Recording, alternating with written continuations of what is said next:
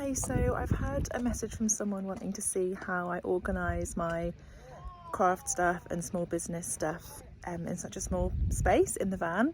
So I'm going to show you that today, and just to say I've not arranged it specifically, like especially for this video. It's just how it is every day. This is a normal day, so let's have a look at how I organise it and how it stays on a normal day. Okay, so first of all we've got to step over the rucksacks. Before I come in, actually, I'll just show you from here, you can see better. So this is my desk area, and underneath it the sewing machine fits pretty perfectly. So that's where that is. On top of the sewing machine I've got this shoe box, and inside this shoe box I've got some pads that are like already made, my materials for the period pads like towels and fabric. In these boxes I've actually got pads that are ready made, and these are boxes that we've had stuff delivered in from post, so I just use them to keep pads in because they fit there nicely, and I might also use them for sending pads to people that order them. I've also got a flat pack box there and some other like packaging that fits there. I'm keeping this plastic packaging because I'm gonna make it into yarn. In this random box I've got the other supplies that I need, so my labels, buttons, threads, scissors, packaging tape. I think I might get rid of these trays now, they're not really proving to be very useful, but I kind of use these different trays to organise the different sizes of pads when I've got them like sort of half made, so that's what I was using them for. I've also got more fabric in there which should really go in the roof box really, and in this bag I've got the umbrella material in there. So that's all fine sitting there when I'm sitting at the desk like I am now doing some teaching prep, but when I want to sit here doing my sewing, you can see that that's where my sewing machine foot pedal is. So then what I have to do is like move these out of the way basically, so that I can get to the pedal, and then they'll probably, they'll like sit there or something, so it kind of takes up more space. So when I'm sewing I do take over the space a little bit. Here's my desk here, and then I've got my fabric there which is in front of the doorway, and then on this area which is kind of also the kitchen I've got my box of other materials, pre-cut pads waiting to be put away, more pads there in various different stages of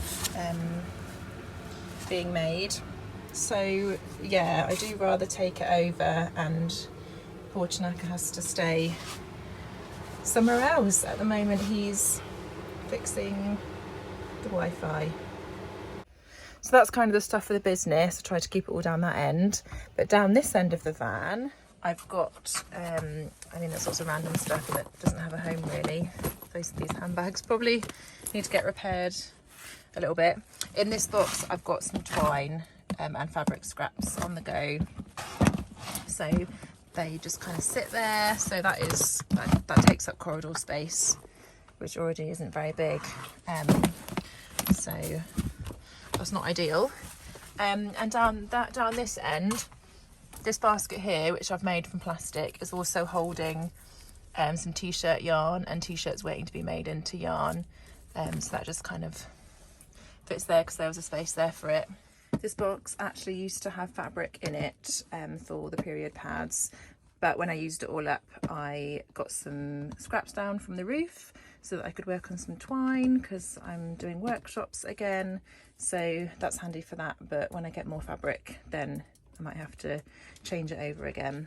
I've also got some baskets of bits hidden behind the bed, which is slightly annoying because sometimes I might feel like doing that like during the day on a weekend or something, but it's in the bed area. So I'll show you where that is. I haven't actually touched it because of that. When it's bedtime, I kind of just want to read and go to sleep. So I'll show you that later when we get into bed. We also have at the front, so that we're back at my desk again, got this sneaky little door above the bulkhead, which has various camping stuff in it, and there would be a bit of space here. I could probably actually put that bag up there, so that could fit there if it gets annoying, or if I'm not going to make anything for a while. So that's another handy place where I can put things.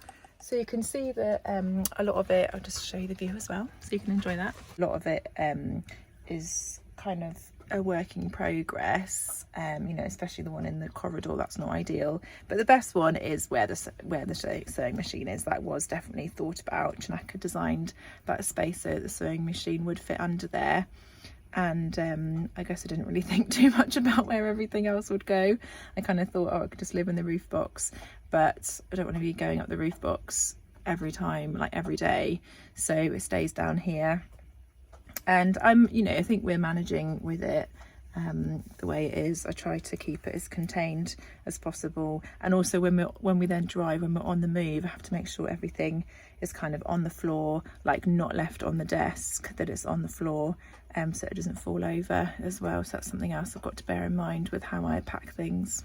So I've already put my pyjamas on and then remembered that I was going to show you the other place where I keep my craft stuff in bed.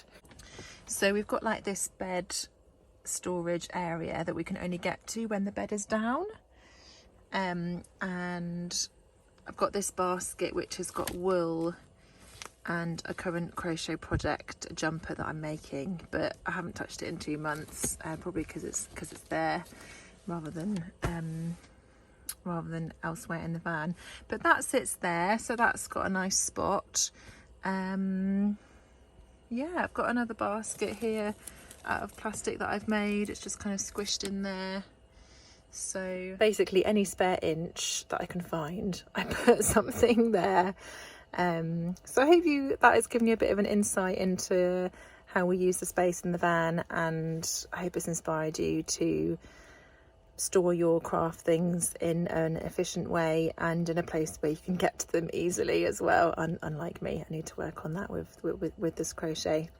So please let me know what you found interesting about this video, and if you've got any other questions about van life or about how I run my small business from the van, then just put it in the comments and I will get back to you on that, and it will inspire me to make another video for you guys. So thank you so much for watching, and don't forget to subscribe. It really helps the channel out and sends me a bit of love, so thank you so much for that.